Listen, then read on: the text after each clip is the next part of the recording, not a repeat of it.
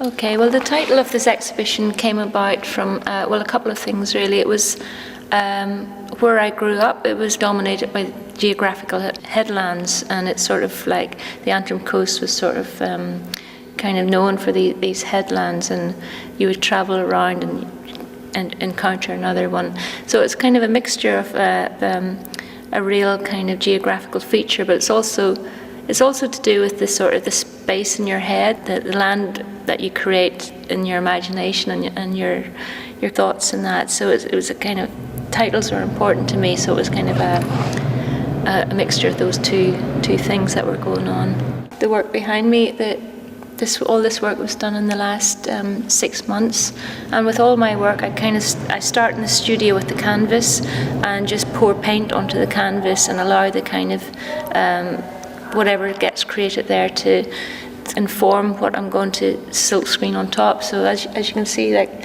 this is all like just painted, and then this is silkscreened, and then I apply paint again when I bring the paint back to the studio, and then I just kind of use my imagination. Like with this, I kind of, what I do is I kind of see a figure, and then I try to work the figure in. I mean, that wasn't there, but I kind of put that in, and I suppose that somewhere along the line I thought about, this is called Night Sky Maker, that at some point maybe somebody comes out at night with a blanket of stars and then they throw the stars up. And it was just an idea I had, and that creates the night sky. I mean, that's just with that one. I mean, I always think of painting as a space to you can further your imagination with.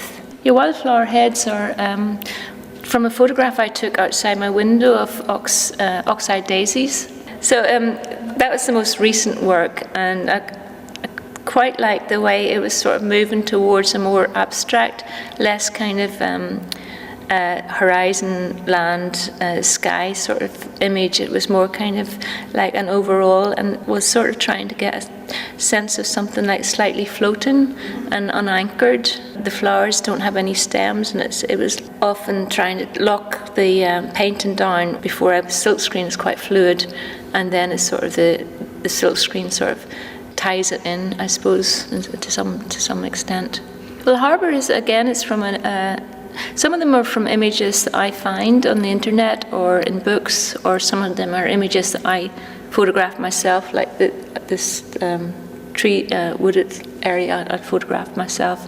But that came from an archive in a museum in Limerick, and it was a harbour in the turn of the century in a place called Kingston. But I like the idea, the word harbour, because harbour it's something that's sort of held, and that sort of, I felt there's something about that I don't often put figures in an obvious way, but that's kind of more obvious, that figure there, because it's quite prominent. Well, I've been painting for a long time over the years, and often I just kind of come to kind of a place where I can't feel like I'm growing anymore. So the silkscreen is kind of a leap in the dark, really, to do a large silkscreen on top of the painted area, which involved going to printing place where they make prints and that. And so it's become more elaborate now, my working method, because it involves other people and it's not just me in the studio.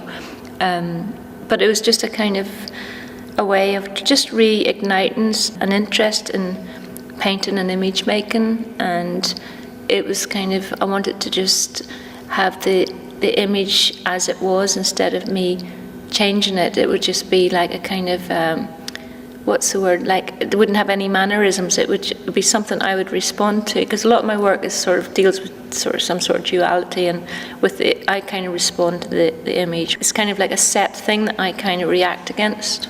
Well, I think a lot of people see my work as being quite moody and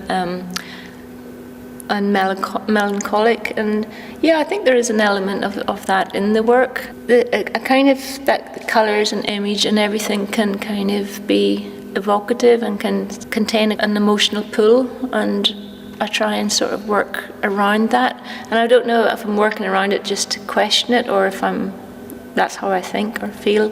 But it sort of seems to be attached to the way I work.